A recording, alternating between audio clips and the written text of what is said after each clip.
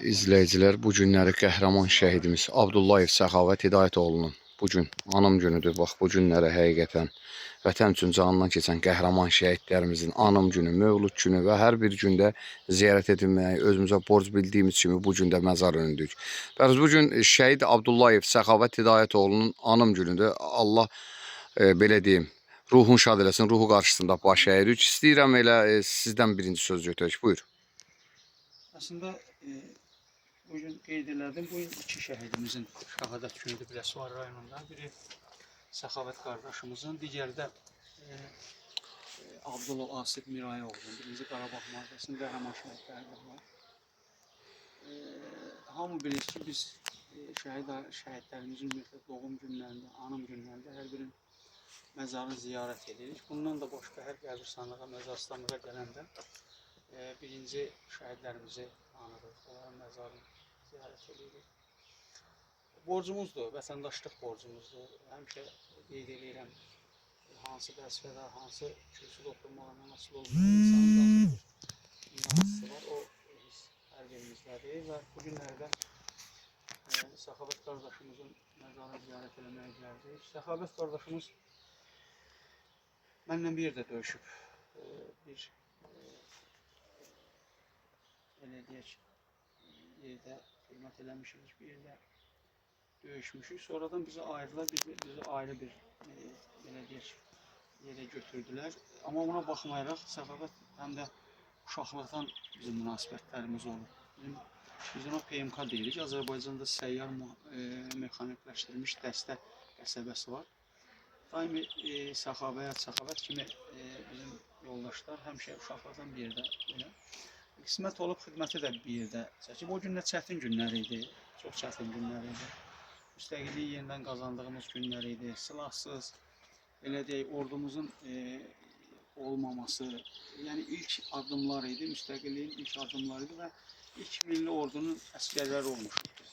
İlk milli orduya xidmət edən insanlar olmuşuq və ali elə gətirdi ki, o döyüşlərdə mən yaralandım, amma Səxavət şəhid oldu. Səxavət mən yaralanandan sonra, gələndən sonra şəhid oldu. Mən bir xatirə deyim, yolda Vüsala danışdım onu.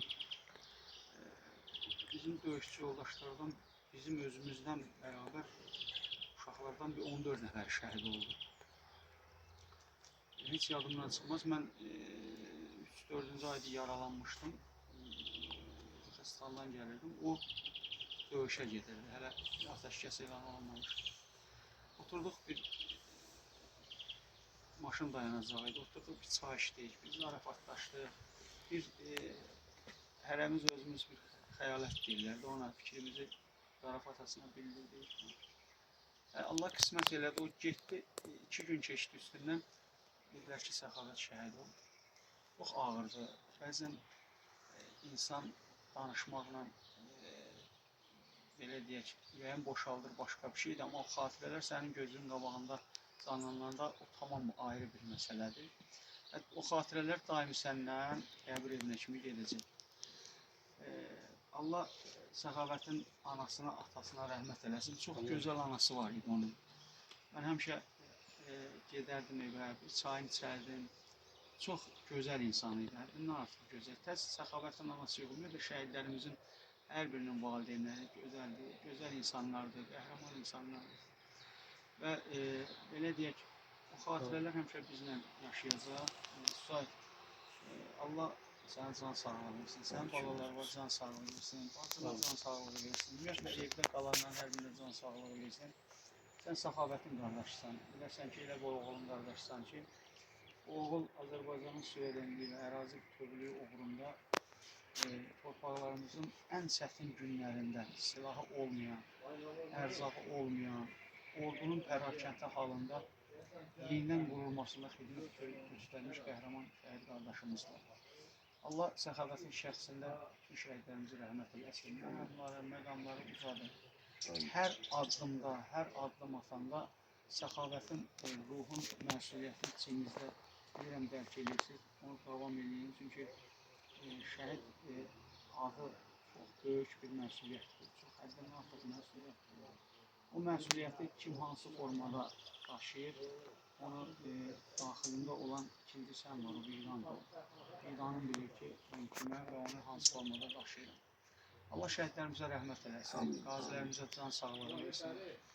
Allah müharibə veteranlarımıza can sağlığı versin. Azərbaycan ordusunun zabitin, əsgərin qorusun. Allah dövlətimizi var eləsin.